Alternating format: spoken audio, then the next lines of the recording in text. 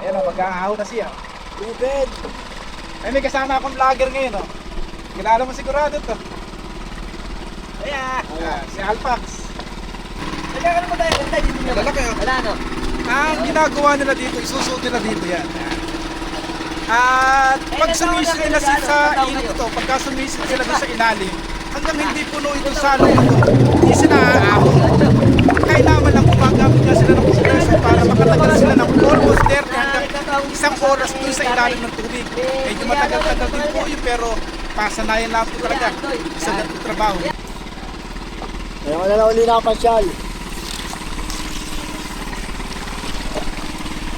Ano siya ito, nakapandaw na ano? Meron na siyang gamit-gamit na palutang, itong drum na to, o yung container. Ito yung ginagawang palutang. At meron siyang nilalagay sa kanyang bibig para sumisid sa ilalim. At ito na yung ating mga tahong, o. Ayan, o. Iaahon na niya rito sa akin.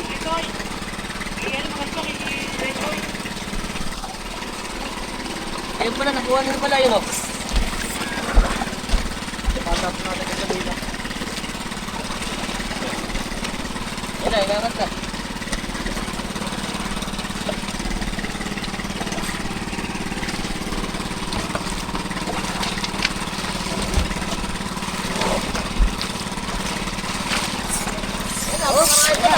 Dami na. Oh, yan na. Iangat na yung mga tao. Oh, dami. Napakarami pala ito. Puno pala yung kanyang pinagyan. Yan, iangat na yan.